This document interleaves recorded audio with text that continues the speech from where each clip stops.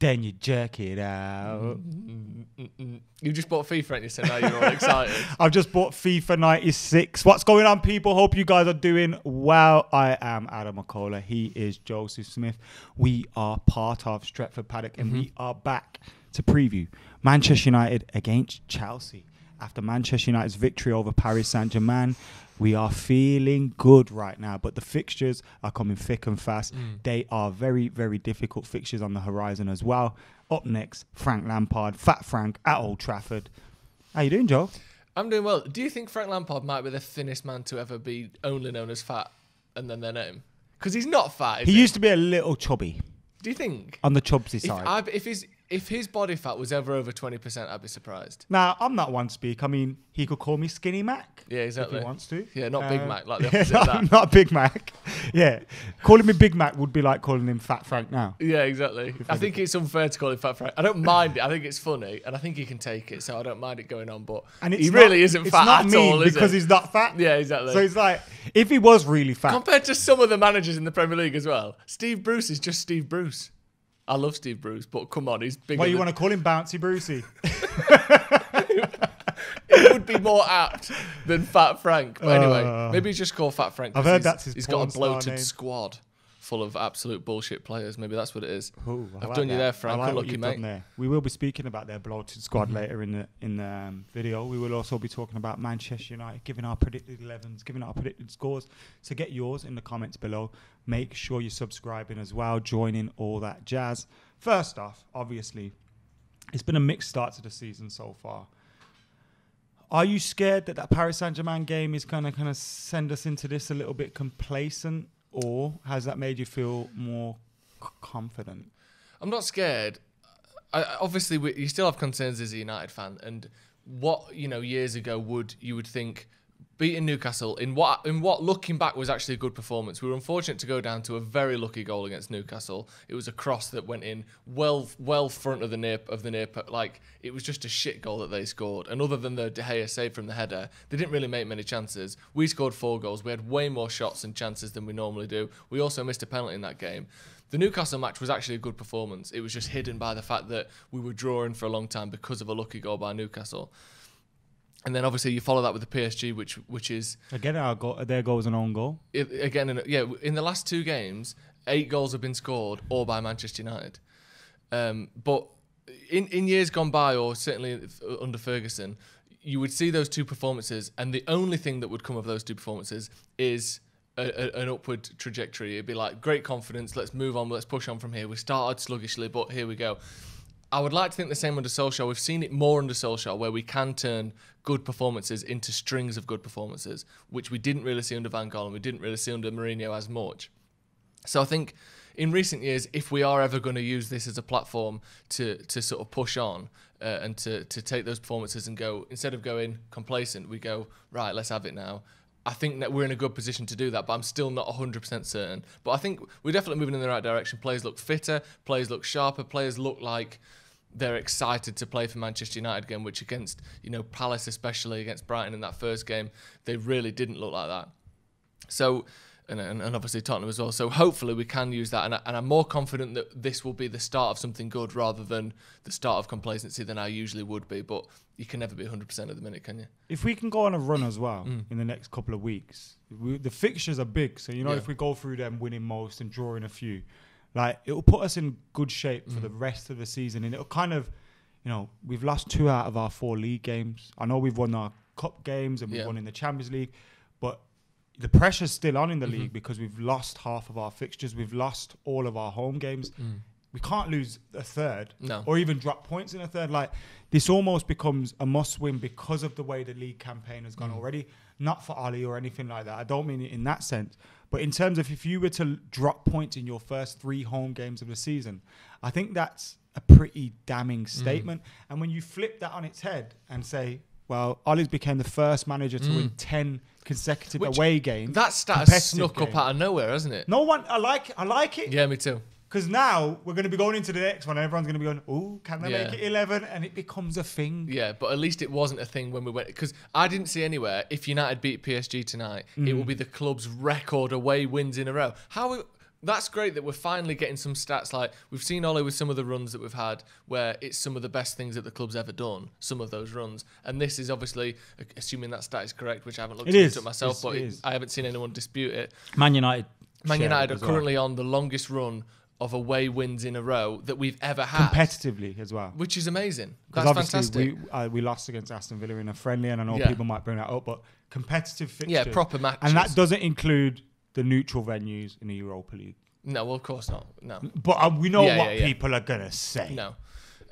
But yeah, that's excellent. And it's nice that it's good things are happening under Solskjaer. Obviously, like you said, losing the first 2 games in the league, or losing 2 of the first 4 games in the league, the first 2 home games, that's not good. The whole home-away thing has been diluted a little bit, I think, by coronavirus. Is that... Okay, so you mentioned coronavirus and all that, and obviously the start to the season hasn't been great. Could be for various reasons. Pogba was talking about how he felt pre-season had a big part to play in his. With all that being said, does it reflect on the manager that at the moment we're struggling at home, but we're winning away from home? Is it maybe tactical naivety on his part, or do you think at the moment it's just a coincidence? I think at the moment it's a coincidence. I think maybe it's not a coincidence in terms of... I don't think it's coincidence, but I also don't necessarily think it's tactical naivety. I think it is, as we know, when we're not as fit. If you think Paul Pogba's come out today or yesterday and said, we didn't really have a pre-season, I didn't really have the legs underneath me, I can feel that coming back now. He says that now he's returning to form. He didn't say anything like that when he was knackered and playing against Tottenham, or when he was playing against Brighton and Palace and not looking very good at all. Actually, I think he came on against Tottenham, but the other 2, he didn't come out and say, I'm knackered, because obviously he wouldn't. But now we've won a few games. We beat PSG, we beat Newcastle. He can come out and say, I didn't really have a pre-season, I felt it. So it's obvious that all these players are feeling it. And I don't think it's a coincidence that we are now returning to form as we're getting the legs back underneath us. It was well documented that all of those teams that went deep into the European competitions, or even just had to come back for those European competitions, almost all of them were struggling in the league this season, including PSG, who I think they still might be top of the league, but they've dropped points that they wouldn't usually drop. So it's no surprise that it's coming back round. Obviously, with it being United, when we drop points, there's no excuse. And not that there should be, but we are never allowed any sort of, well, maybe it's because of this, maybe it's because of that. This is shit, Solskjaer's got to go, United can't perform at home, United don't have this. But actually, we're turning it around, we're getting a bit of fitness back in us. And the fact that Pogba's come out and said that, he can say that because he's been criticised, and he can speak as a voice of Manchester United, where not everyone can, but it's got to be assumed that all of these players came back for the first few games of the season, like, I'm knackered still from last season, or I don't have the fitness from last season still. So hopefully it looks like it's not even being tired, it's being not prepared. Unfit, it's not being mentally prepared as well. Like, can you imagine remember when Wayne Rooney used to come back after a season? Imagine Wayne Rooney was in our team now, and you bring... I think he'd be stinking the place out. He'd still be 4 kilos overweight or whatever it is. Yeah. So it is a weird one. I think, Solskjaer impressed me during the week against PSG, and there's been times in the last couple of weeks and months, especially, post-lockdown in the Europa League or in those cup games, where I've started to think, can he... Have you got it? I know I've seen it in some big games, but have you got it when it matters? And that PSG game, I know it maybe wasn't as when it matters kind of a game, because you've still got 5 games left, 15 points to play for.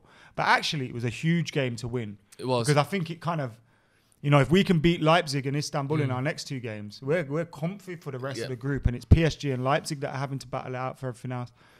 But I seen something from him in that game. And it wasn't just either him accepting a draw. We saw him go for the win away from home against PSG. When you are well within your rights, I think if we saw United after the Martial goal, go the other way, and shut up a bit and just try and hold out for the draw, would you have complained? No, if we'd have brought Matic on for Bruno or Matic on for Rashford or no one would have complained. No one would have complained. Oh, that's a shame. But we were 1-0 up away at PSG, the finalists last season. We conceded an unlucky own goal, like you said, and we went from 5 at the back to 4 at the back with an extra midfielder. But bring Paul Pogba on to win the match. And like you said, He didn't have to do that. And the fact that he did and it paid off, especially after the start to the season we've had and the criticism he's had. I was looking back at the headlines after the Newcastle match, and it was under fire, Solskjaer, Forges win for United, or United under pressure. We were under a lot of pressure before that Newcastle game. That's only 2 games ago. So if we'd have lost to PSG, we'd have gone 1-1 and he'd have put an attacking sub on in Paul Pogba and we'd have conceded. Everyone would have tactical naivety. He's an idiot. You've got to shut up shop. You've got to batten down the hatches. Tellers was doing so well, but it didn't. And also, so to go from 1-1, 1-0, we've got 5 at the back, 1-1, he brings Tellers off for Paul Pogba, goes more attacking, then we score another goal, and then we switch to 4-2-3-1. So, 3 tactical changes or 3 different tactics in that game that reflected the scorelines, and it won us the game and we were comfortable. You've got to give him some credit for that. I think you do. We'll criticise him when he deserves to be criticised, but you need to put some respect on his name as well. And I think he's shown games against Chelsea, games against Tottenham. I know saying that haven't been beaten 6-1 recently, but you look at the bigger scheme of things. These big games, PSG's. He's able to pull it out the bag. You do that consistently over a season, you're going to be at the right end of the table when it comes to winning trophies. You're going to be at the latter end of the cup competition. So I think he's doing well. We've been talking about Ali. We've been talking about the team. We've been talking about the confidence. One thing we're yet to talk about is Edinson Cavani. Now, it could be his debut. We got to see Alex Tellers' debut. We'll talk about that briefly when we do team selections, because I'm sure people at home want to hear us talk about him. Without giving your team away, Edinson Cavani, we could get his debut. Are you excited? Yes, I am excited. And I was thinking, laid in bed, about Edinson Cavani. Thinking about Edinson Cavani. Now, what I was thinking is, you looked at... It's a lot of hair. Well, that's why I like it. I was watching some of the training videos that came out the other day where you saw Cavani and Tuanzebe running next to each other and having a laugh. And I was thinking, if you go through our team now and compare it to 2 or 3 years ago under Van Gaal or even under Mourinho, and you look at the players in that team who you think, fucking hell, that's a good player. You've got De Gea, Tellers. I would put Maguire in there. I think he's an excellent player. Wan-Bissaka, Pogba, Bruno, Tony, Marcus, Mason. That's 9 players who are genuinely very good players. Fred. You got Fred as Marcus well, who's a level Rashford. slightly below those lot. But you've got 9 singing. players who are really exciting, work hard, good players. You compare that to a couple of years ago. You had Lukaku, who was on and off. You wouldn't say Martial then because he wasn't getting enough games. You had Rashford, who again was on and off. You remember the criticism he got under Mourinho. You had centre-backs who Smalling and Lindelof, and neither of them. You had Luke Shaw, who you wouldn't be particularly excited about. Ashley Young. You had Paul Pogba. You had... and Zlatan or Luka, there was 2 or 3 decent players in that team, whereas now it feels like there's 7, 8, 9 players who are exciting. I think the difference is, I felt Jose's team needed improvements. Yeah, but the things that were good about his team, he completely overlooked at times. Yeah. So we wouldn't focus on our strengths; we'd focus on our weaknesses. And that in itself, I think, is a weakness. Me too. Because you're opening yourself up almost. Now, I'm not here to criticise Jose Mourinho, and I think he's actually done really well at Spurs so far, which a lot of people may be surprised to hear me say. But as for Oli, he seems to try and focus on the positives. Do you know what I mean? And I think that brings something else out of footballers. It does, because obviously then I was talking about players who are considered top players, and I mentioned some players who were there then, who like Martial and Rashford, were both at the club then, but they weren't spoken about like they were top players. He spoke about Marcus like this, this. You see why? I complain. You see why I complain. He brings players. Yeah, when he did that. Exactly. And you know what I'm on about, right? And when Rashford missed it, just looked up at the stands like. Exactly. He talks about Marcus like he was shit. He obviously didn't like Martial. He obviously didn't like Paul Pogba. So part of the reason why you now consider them top players is because how Solskjaer has treated him, because the way he speaks about him as well. Because especially people like Martial, we always just thought he was this lad who didn't smile, who was this ice-cold robot, whatever you wanted to call him. You realise when he's playing and he's playing well, he smiles all the time. He just maybe wasn't that happy. I want to stick on Cavani. Yeah. And Martial's not available for this game. Yeah, of course, yeah. But are you concerned by Martial's form? Not yet. I feel, because I think it's 200 minutes or something without a goal. I don't like strikers to go that long without scoring, obviously. But 200 minutes is just over 2 games. Like, I think it's not the end of the world. A bit more than that. It's close to 300, but it's over 200. I don't know what the exact number is, so... I'm not concerned yet. I think we're still getting a decent amount of goals. You don't want him, all top strikers, and if he wants to be a top striker, you've got to hold him to the standards of top strikers. But even top strikers go 2, 3, 4 games without scoring. But when he comes back, he's got to get 2 in this game, 1 in this game, and 2 in that. Catch up a little bit. And again, it's up to him to prove how good he is. And I know you really like him, and I really like him as well. I think he's a great player that offers a lot. But I think what you have to do now is he's had a season as the main striker. He's been at the club for 5 years. You have to hold him to the standards of a top striker. I'm not concerned yet because, like I said, all top strikers have 3, 4, 5 match barren spells, but he needs to catch it up. And if he doesn't, or if he ends the season, he had a bit of a rough season, he gets 16 goals this season, then you have to think, well, what's going on? But not yet.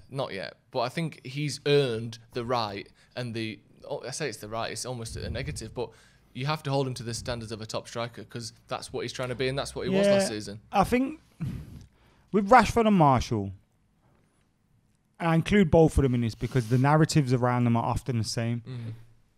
I feel like people are always looking for something. Yeah.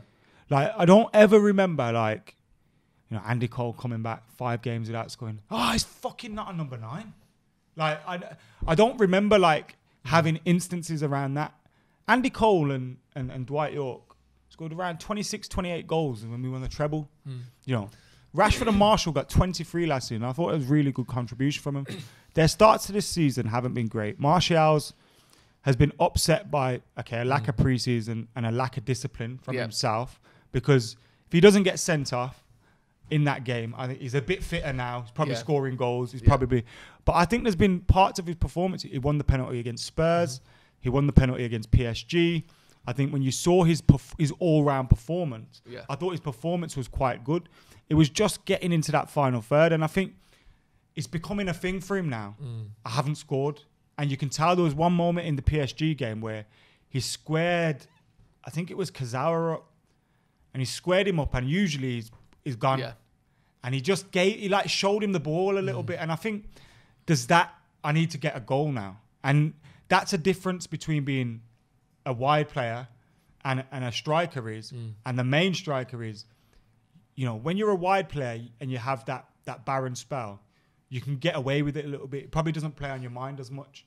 But when you're the number 9 and you're the striker, it will be playing on his mind now. He's out for this game. Cavani, should he start? Will he start? Is he in your 11? We'll go to 11s after this, but a brief word on Cavani. Obviously, Solskjaer and the fitness team know better exactly how ready he is to start the game, but I would start him. I think he's the best.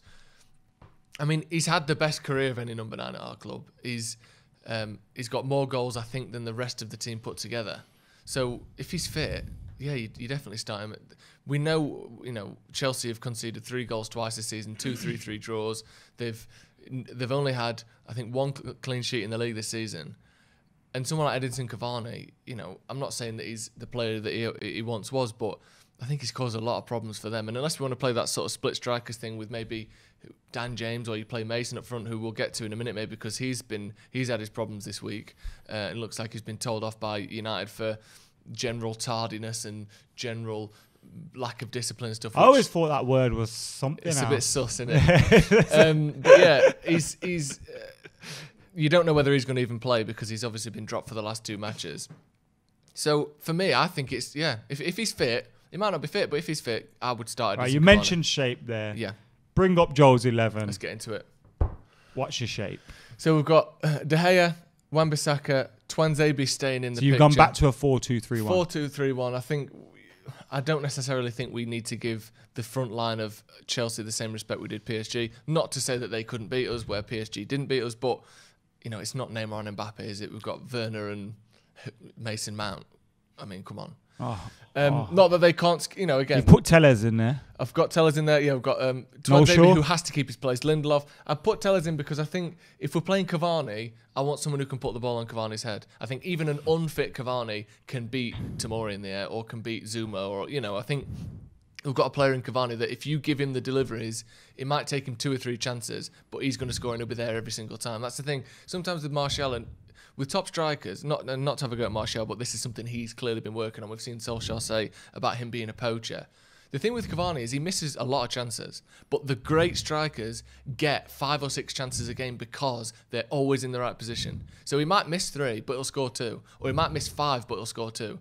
But, you know, a striker that isn't necessarily a natural striker will only get 3 chances in a game. He'll get himself 6 because he's always in the right position. So I've gone with Tellez because I think we need someone who can get the ball in the box. We saw those whip crosses. You know, no one else is doing that in the team. Whip. That's exactly. what that was. Cool, and they're whipped. No one else is doing that in the team. I've gone with Fred and Pogba. It seems as though Solskjaer has gone off Matic again. I'm not quite sure why. I don't know whether he doesn't like Matic alongside Fred. I'm not quite sure. But Matic hasn't really featured that much this season. So I'm going with Fred. I thought he was excellent against PSG. I think when you play Matic and Pogba, it's not very press resistant. Pogba getting pressed by 2-3 people is awful to watch. Yeah. And you need to be able to give him space on the pitch, find him in space. Matic is the same. Pogba's quick, but he's not. Do you know what he's not? Yeah. You know that he's not pressing like that. And I think. And he likes to hold on to the ball as well. Yeah, if you play those two, you're not very press resistant, and you don't have a great press. And I think it comes down to that. You've got to play one of them. And we've gone from having played both of them, but I think Matic is. Maybe more in a 4-3-3. Maybe.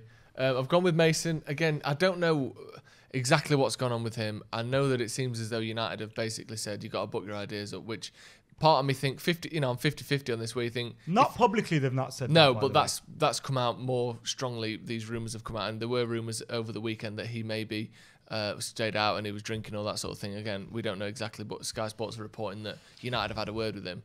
50-50 on this, because part of me thinks... He's 18, he's going to make mistakes, let him make mistakes. But then the other half of me thinks, he's still earning 150 grand a week. You've still got to hold him to a high standard. And hopefully I don't think he's earning 150 or whatever he's on. He's still earning 80 to 100 grand a week probably. Whatever he's on, a lot of money. You've got to hold him to the standards of someone that is an asset. You work for the Sun. He's got to hold him to the standards of an asset that is earning a lot of money. So he was on £450,000. Well, I didn't say that, did I? He's definitely on 80. He's definitely on more than minimum wage. Right. He's on more than minimum wage, so he's got to turn up to work on time. He's got to not go drinking before, he's got a match kind of thing. Allegedly. Yeah, exactly. But he's 18, so he's going to do a bit of that. So you've got 19. To expect some of that. I don't think he's 19 till November. What? Are we going to have that argument now? Well, that Arsenal argument? I don't know it. He's 27 until he's 28. Well, yeah. He is. He's 18 till he's 19. I don't think he's 19 yet. He's 19, I think. Whatever he is, anyway. He's either 18 or 19. He's a teenager. 19. He's a teenager. Cam will do the research. What we got? He's 19. Happy birthday, Mason. On the 1st of October. So he's just turned 19. Basically 18. Month. I mean... But you know what I mean? You know kids these days. Fair enough, he's going to go and do some of that. Fair enough, he's going to do that. But I think at the same time, Ole's got to say, if you're going to do that, we've got to show you that you can't play as well. So he's got to learn from that. But I think he'll start just because he's missed 2 games now. You'd assume he's had a kick up the arse. Obviously Bruno plays. Obviously Rashford plays. And like I said, I've gone with Edinson Cavani up front because I think, obviously, we've got no Martial. I think even a half fit or a 3/4 or whatever fit, Edinson Cavani probably offers more than Igalo and definitely offers more than Dan James as a striker. And when you pair him with Tellez, I think we'll really put Chelsea under a lot of pressure there because it's a different outlet. You've got the pace of Rashford, you've got the trickery and finishing of Mason, and then you've got the sort of all-round striker ability of Cavani, especially with Bruno playing balls through. And I think we'll see him find a lot of space in that Chelsea box because defensively they were so poor the other day against whoever it was they were against when they were drawing 3-3. Southampton. I saw that goal that Danny Ings scored and just straight through on goal, straight through, just a pass into his feet and he's through against the keeper. So I think someone like Cavani will find a lot of space in that box. So yeah, I've gone with him.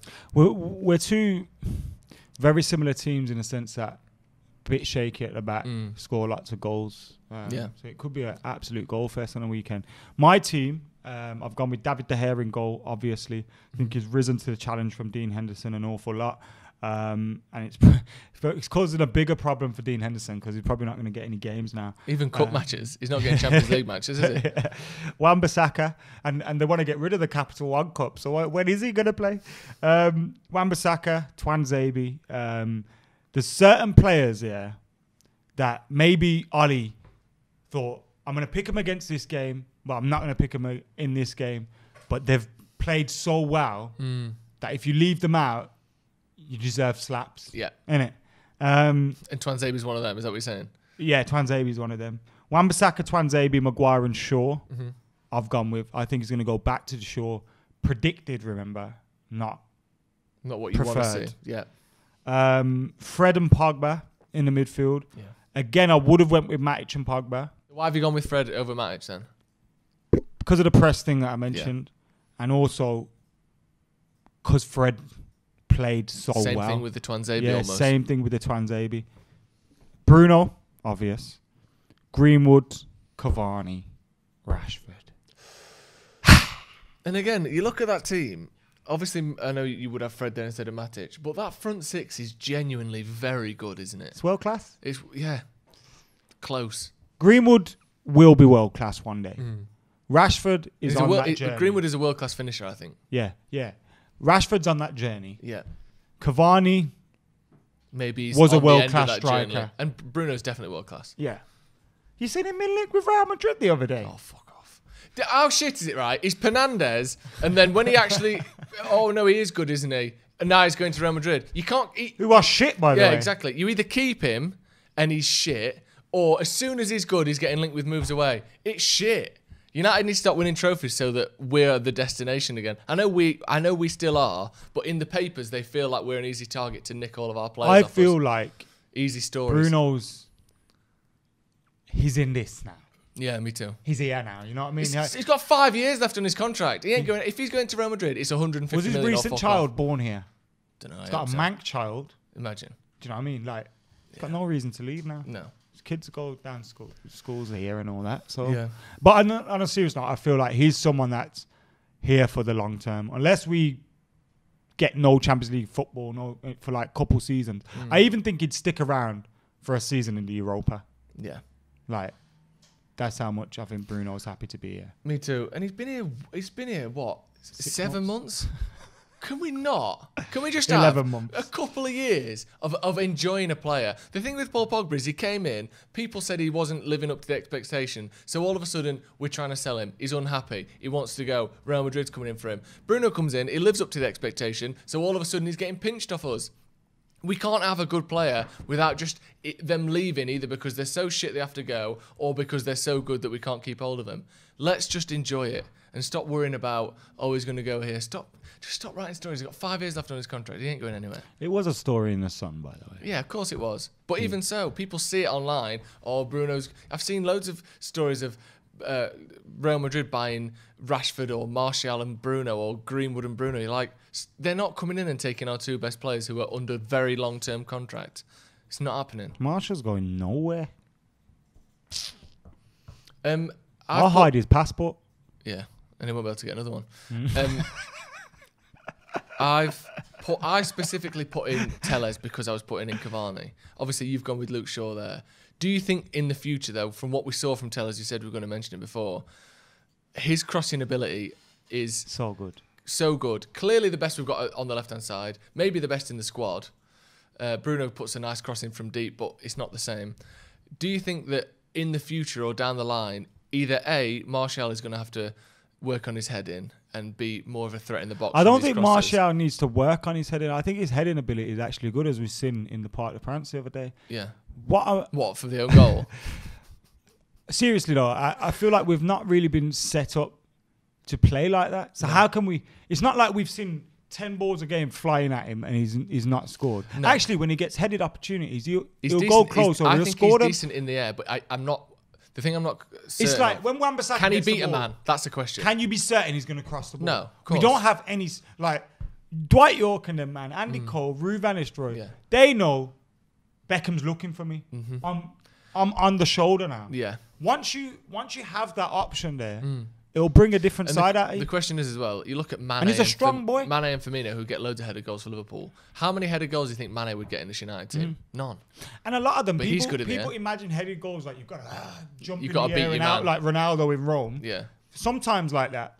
But a lot of them are just dinked into the 6-yard box. If it's on top, yeah, I agree. Like, but obviously, I think we can both agree that Cavani's a step above Martial really. oh, yeah, of course. Yeah. But I think that's something he needs to work on. But Yeah. I mean, it's not a glaring I don't think he's weakness shit in his in the game air, because we don't see him fucking flies, man. Did I catch it? No. It's not a glaring weakness in his game. No, I agree. But it's something that he'll need to improve on. He'll need to get used to, and he'll need to get ready for. Are you looking forward to that Telles Cavani link up though? That's what I'm asking. I'm just looking forward to seeing Cavani play for United. It's gone under the radar because we've you know, we didn't have the summer we wanted. It was all he fell under the Imagine sort we of were at mask Old of Trafford this disappointment, Saturday, didn't he? Oh, watching him come out of the tunnel. imagine We're buzzing our seeing tits him off. training, talking to Axel Tuanzebe, who's like, I know what that's saying. Cavani. He was saying, what do you think he said to Axel? Neymar shit, Mbappe shit. They were shit. They're like, how hard was Neymar? And he's like, not hard. How hard was Mbappe? Not hard. That's what I mean. That's good. He's like, I know they're not. I train with them all the time. Shit. I was better than them. He was better than them. Allegedly. Talking about the opposition, Chelsea, does anything worry you? Not really. They've got Werner, who got a couple of goals the other day. He's a bit tricky. Someone was saying on online, he's just sort of like a blonde Shane Long in terms of how he plays. Very quick, very direct, decent in front of goal. Blonde Shane So they've got the blonde Shane Long up front. They've got Kai Havertz, who, I mean, he's got loads of potential, excellent looking player. But so far for Chelsea, he got 3 goals against Barnsley, which buffs his stats a bit. In the game I watched the other day, the Southampton game, a game in which he scored, he looked very sluggish on the ball. Like, the ball arrives at him and he doesn't look like he's got the next thing in his mind. It looks like, here's the ball, now what? And I think in the Premier League especially, you haven't got time for that. At the moment, and we may be playing them at a good time, this may prove to be wrong, he might get 2 goals and be incredible. But I think we might be playing them at a good time because Havertz doesn't look quite up to speed, if you ask me. Werner still settling in. Ziyech can hardly get a game here and there. So, you know, Mason Mount, we've got him to worry about. Mason Mount is the weirdest player ever, where no one who doesn't support Chelsea thinks he's any good. And yet every manager that he plays under, Southgate, Lampard, both refuse to drop him. The goalkeeper's got Pulisic, Ziyech. Yeah, but again, Ziyech's not played much. So if he comes in, he could be dangerous, but he's certainly not match fit, or certainly not as fit as he should be. Pulisic is a decent player. But again, I'm glad we're playing him early in the season because they're still trying to connect it all together, and they may do that at the weekend, but I think we've got a better chance of beating them. I'd put money on Bruno scoring from outside the box in this game if I was going to put money on anything in this game. I do think we've got a good chance of scoring goals. My problem again is defensively, and if we do return to that back four, and if we do play Alex Telles, for example, how are we going to deal with that difference? Because I think defensively Luke Shaw might be a little bit tidier. So we're going to have that. Then just like the change of formations, you know, Chelsea, they are a team that can defensively cause us problems. They've got players that can hit you on the break. They've got players that can pick the pass or pick the lines. And so we have to be aware. Werner, quality player. Kai Havertz, I think he was their best signing. You know, Pulisic, you know, all these players are class. But I know as well, if Ollie sets us up correctly and we apply ourselves to this game correctly, we should be winning this game. I don't really see anything to be concerned about by them. No. And we saw in the cup game in the semi-final, I know they've bought players since then, but we should have beaten them with a B team. Do you know what I mean? It's like, if we go in there into this game with our full strength team, I'm confident we'll get a result. But they have got signings, and I think we've got to keep an eye on Chilwell as he gets down that left-hand side, and keep an eye on Kai Havertz. Because we saw against, it was the Brighton game, wasn't it, where we kept seeing Wan-Bissaka exposed on that side. Not his tackling, it was just his positioning. When they had 2 men pushing, we need more cover on that side. Yeah, and exactly. in a 4. One quick thing before we go. The whole Telles Shaw argument, I know that Telles is known to be better going forward than he is defensively. But if you remember, the Sevilla match, the Brighton match, and I think the Palace match as well. Spurs.